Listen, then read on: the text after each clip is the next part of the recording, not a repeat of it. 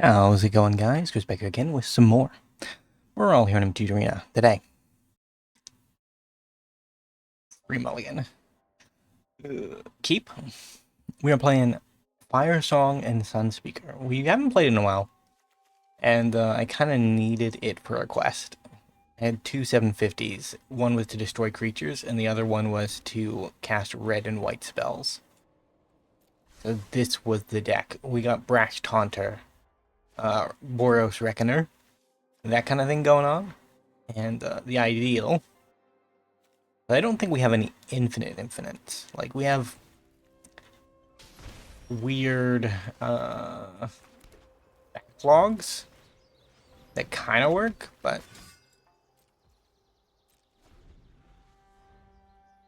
nothing definitive.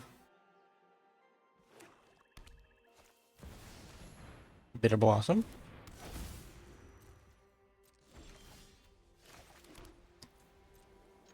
First damage goes to us. And there. I can't protect the Reckoner, though, because Dauntless, you have to have the creature on the board before you play Dauntless for the protection to work.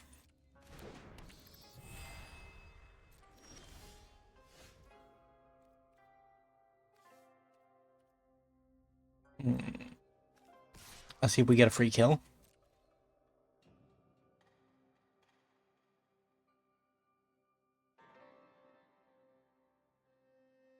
Or if we have to be creative. Well, didn't quite work out the way we wanted to. That's not bad. We can Solar Flare at any point.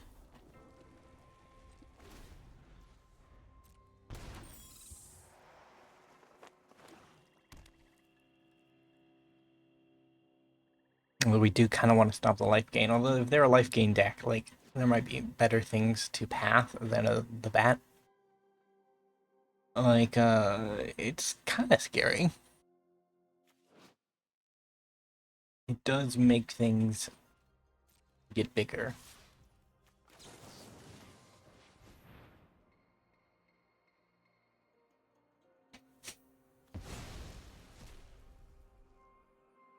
Tapped, okay. So we did not ramp our opponent this turn, but next turn we have ramped them. Which sucks, but...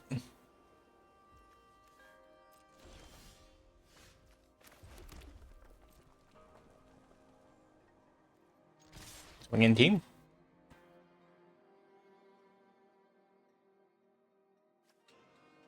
So this doesn't work with Firesong and Sunspeaker, but a lot of the Red Wrath do. They just deal flat damage instead of having the creature deal damage. Oddly enough, one of them actually kind of does work.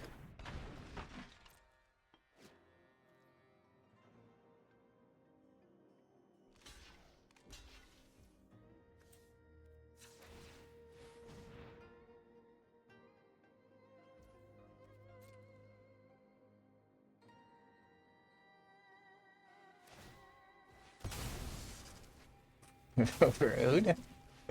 Expected, I suppose, but...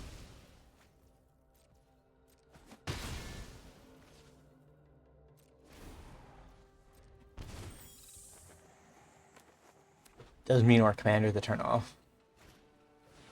We could have played it this turn, but... I wanted to make sure that combat actually happened.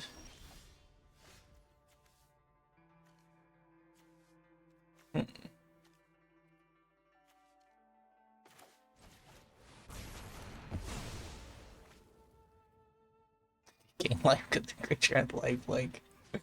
Oh, that is so bad.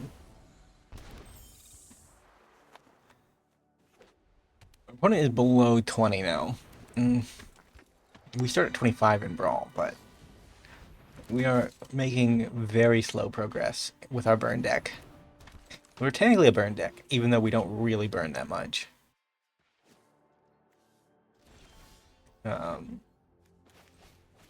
Brash Taunter.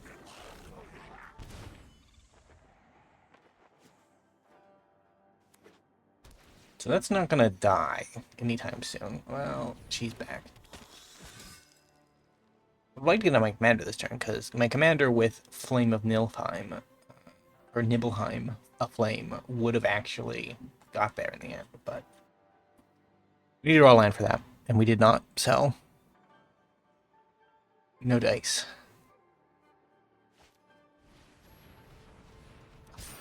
Can convoke down too. I mean, a flame on Taunter wouldn't have been terrible.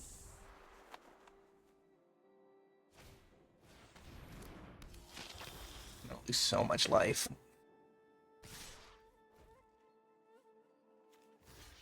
I think I'm dead. So we have Wander for Wrath next turn, maybe, but it's just not going to do enough, I don't think. And then the Cutthroat and the Blood Witch triggers kill us.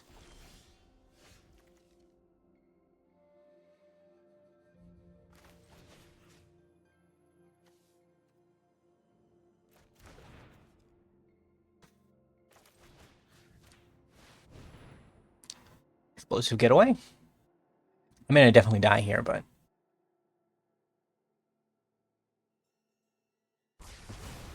we do what the deck was built for. Just to kill a bunch of creatures. Unfortunately, with Blood Artist in play, that's just not very viable. Riptide. Yeah, and those Zulaports go on the stack automatically, so we are just dead. And we can't even concede because we are in the process of being lethalized. GG. Back for game 2. 0-1 at the moment. Not good, but we didn't just fall flat on our face, so that is a plus. I don't know, when I'm thinking about performances of Brawl decks, I tend to want to be somewhere in the middle, right? And the way I see it is that the Brawl decks that will fall right on their face, like they will never do anything, despite theoretically being functional. You have decks that lose, but at least play well, right? Like, they have games where it didn't go to plan, but it didn't, it wasn't a wash. Then you have decks that are kind of 50-50. That's kind of what I want to achieve. A deck that can win games, but also isn't so dominant that it's not fun to play. Then you have decks that are really strong. I'm always pleasantly surprised when I run into a deck like that. Not because of it being really good as a deck, mainly because when you pick up a random commander and it turns out that it's actually really pretty good, in my mind, it's at least a sign that the Brawl format is somewhat healthy-ish. That in itself is a bit of a loaded topic in and of itself, but like, if you can just grab a commander from the new set and it turns out to be fairly powerful, like doing very cool things some of the times, that's exactly what we want.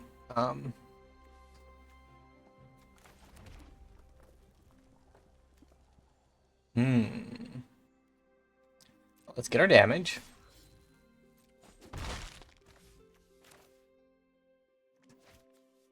Can I stop them from ramping is the issue. I mean, I can, but it feels like a waste.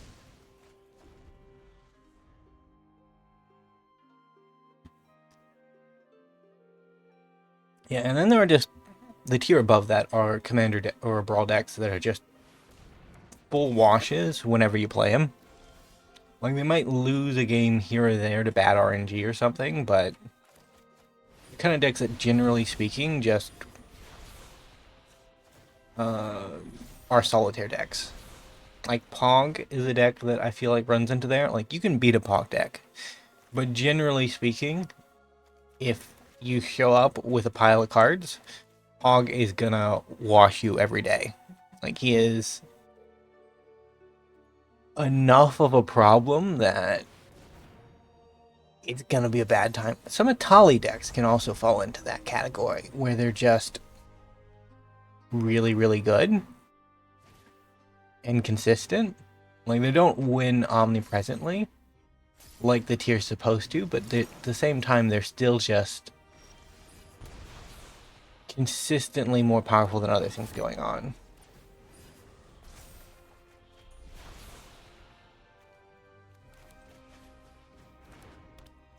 If my opponent decides to flip their Atali and kill me with poison damage, we have to prot Fairy's protection, but if they just do something silly like this, we can afford to ramp.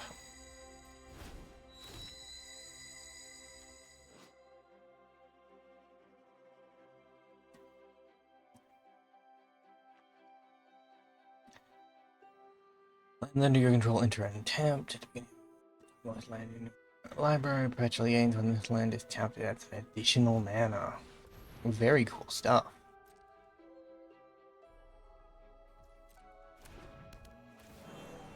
Yeah, like we are pillow forting.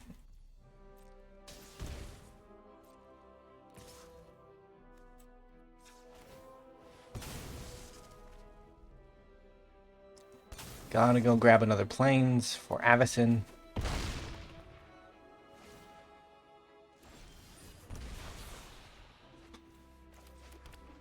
Which does this leave me with? Leaves me with 2, which is a little too little. That means I have 5 mana worth of spells to play with today.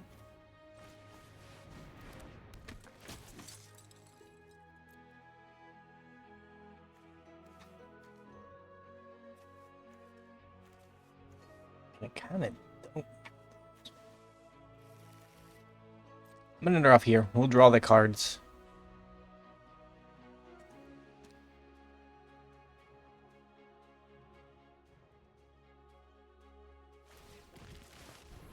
Very cool opponent.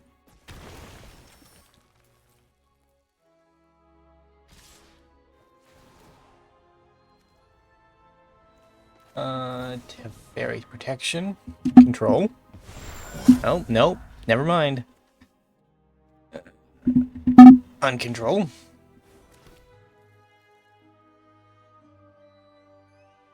Yeah, I guess Leveler is probably the best target.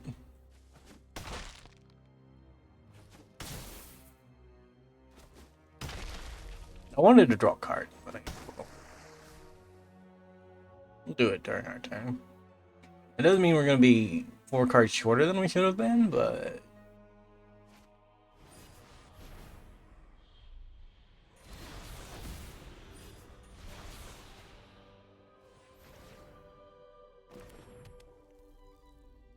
we don't really have the wrath to support our commander.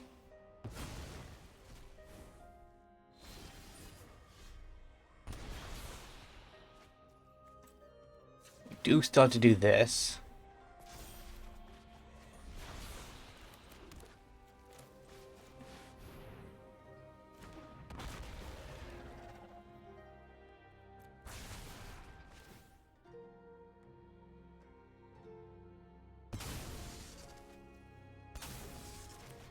And then we'll play this. No block.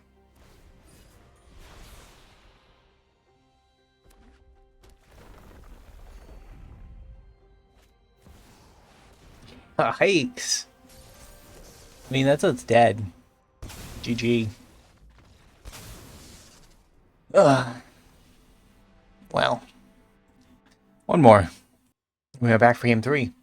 Our deck has not performed particularly well, but we have not,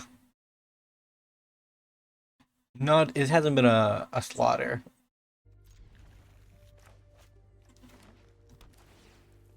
We've played spells, we've wrathed the board. What? We gotta play Nibelheim at some point. I mean, the dinosaurs are in the deck, because with the Forerunner, you can actually get, as long as you can give your creatures indestructible, you can get an infinite enrage combo going. Not the worst use of time. Bombadil. Sunfall might be okay.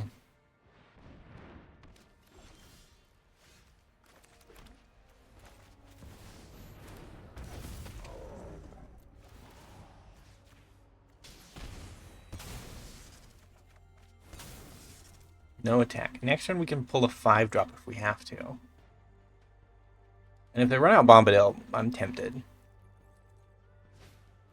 But it's probably safer just to play Sagas or Ramp.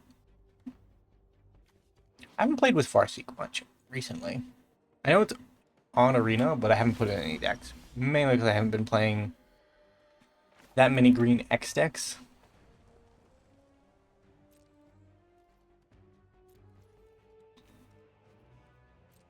I guess we hold it up. We can't really do anything. We can Angel Fire Ignition or Ornithopter, but it's gonna die to us. Nibelheim anyways. Hold up Pro. Yeah, I think we're just not gonna let that happen.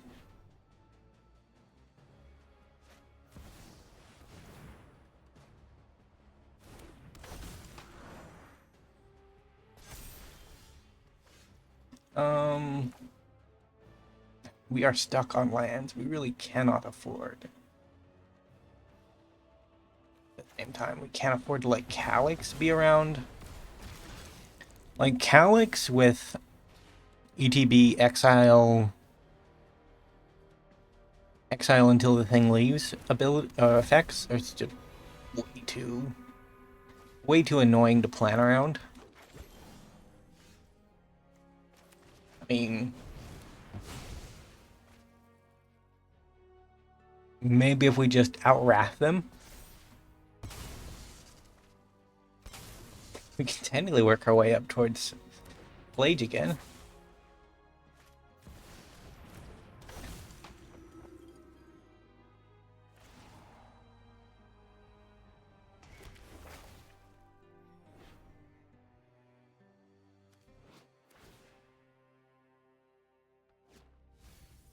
Mill 2? Well, there goes one of my lands. And there's another land. Do this.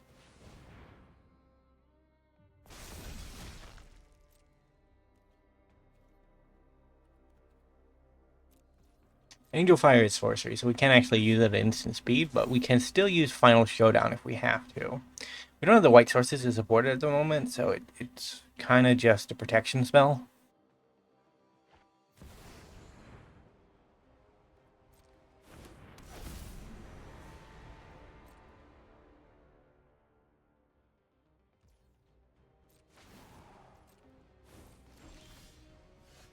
Really? Okay. Barrage Taunter.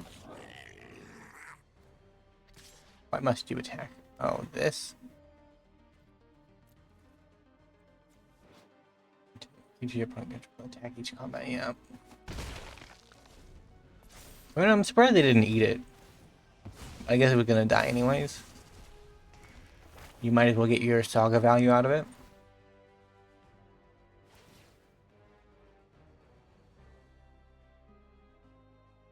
Like, we may limp our way to victory in this one.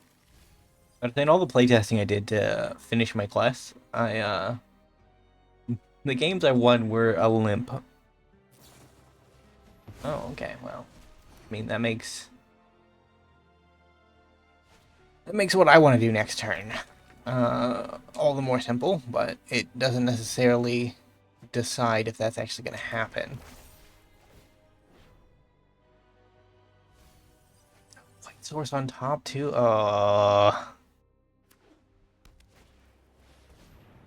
More ramp, okay. Well, they're never going to run out of card advantage at this rate.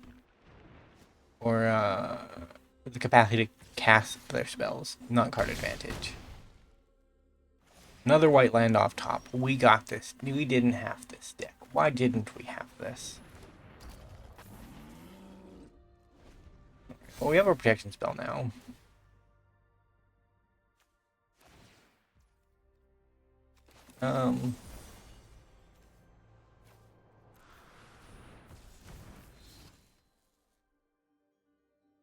Well, that automatically means that Farewell disappears.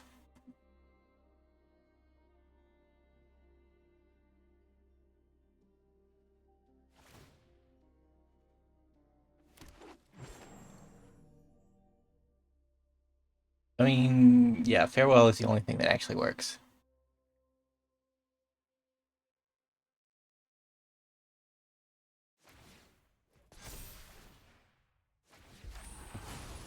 They're just exiling the graveyard altogether. My limp has turned into not gonna happen. So we've used both of our exile-based removal. There's no way to get rid of Bombadil now. The only thing I can think of off the top of my head, there probably is. Like, I think we have the two Cast Exile and the other one.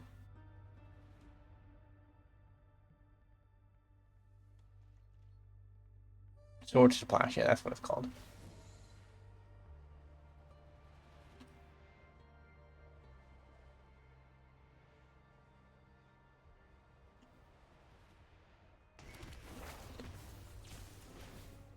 Well, it's still indestructible.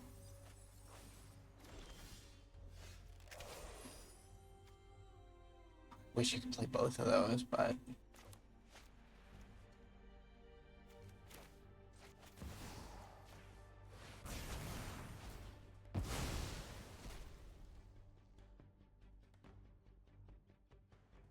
I feel like this is the only path forward. Even though it's not.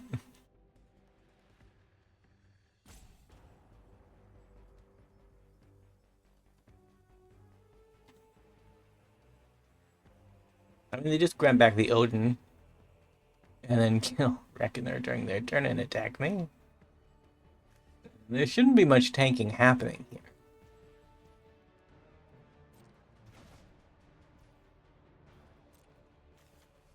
Okay. I don't know why we went with that plan. I feel like we should have got one from our graveyard. But I guess Yuna can do that. And the first trigger does let you see a little bit deeper. Plus it gives you card draw.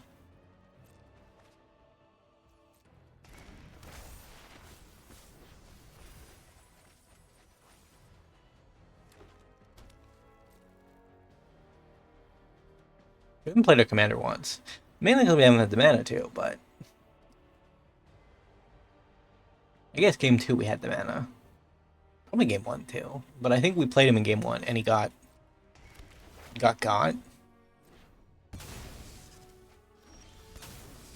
Well, there's my Farewell land, a turn too late. How about this?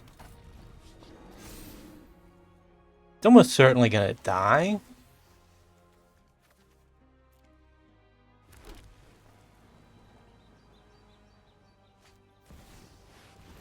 Yeah. I think we're locked, so I'm gonna call it. GG. Well, if you enjoyed today's video, remember to leave a like, subscribe to the channel, leave a comment down below. I will see you next time. Bye for now.